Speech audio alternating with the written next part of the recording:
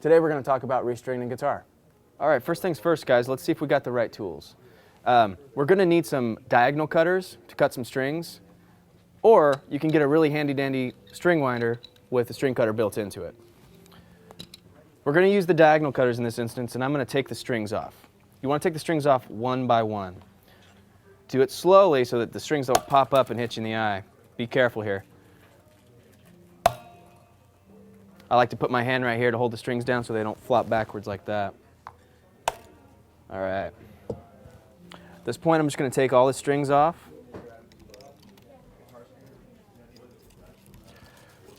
Once the strings are off, I'm going to wind them up so they don't get everywhere. On a Stratocaster, the strings feed through the back tremolo block back here.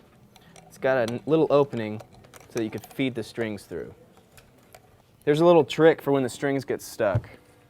I'll take the high or the low E string at this instance, put it through the other end, release that ball on the bottom there. All right, they're all out. Now that the strings are off, this is a great time to clean up your guitar.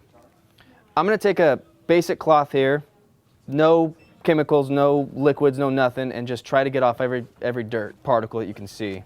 You don't want to polish in dirt. There's no reason to do that. Once that's off, you could use some polish. You could put it on the rag or on the guitar. Get off all the fingerprints. Okay. Now's the perfect time to condition the fingerboard. You're going to want to do this every time you have the strings off. There's no reason not to. You're going to need to do this every time so that your wood stays really nice and prevents it from cracking. Now, I'm using a separate rag here as to not get any greasy exposure to the clean guitar I just made. I'm going to spray this lemon oil directly on the cloth, not onto the guitar neck because it can just get everywhere and get it really greasy, and you don't want that. No reason to get it everywhere. And then just get it in there real good. With all that nice oil absorbed into that wood and the guitar clean, you're basically ready for a restringing.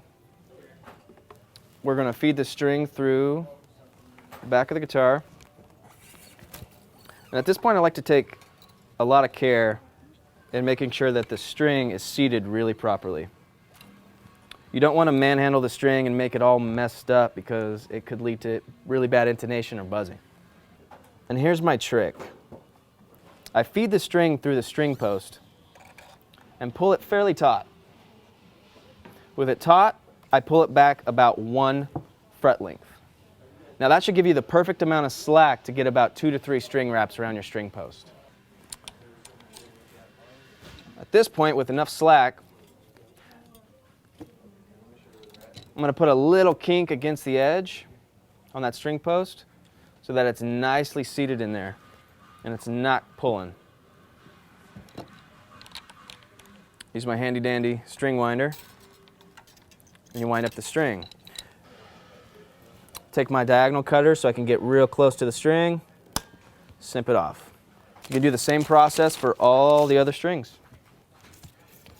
So with all the strings on, we're going to tune the guitar up. When you're tuning a guitar, you're going to want to tune up to the note, meaning you're going to want to tighten the string up to the pitch you're trying to find. You never want to tune down to the note, by loosening the string. Once I got a pretty close reading, I like to just take some time to stretch the strings out. What I do here is I push on the back of the bridge,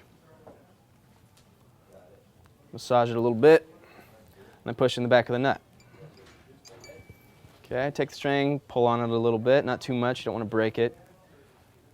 You're just stretching the strings. Now this is important because it'll stay in tune better when you tune it up.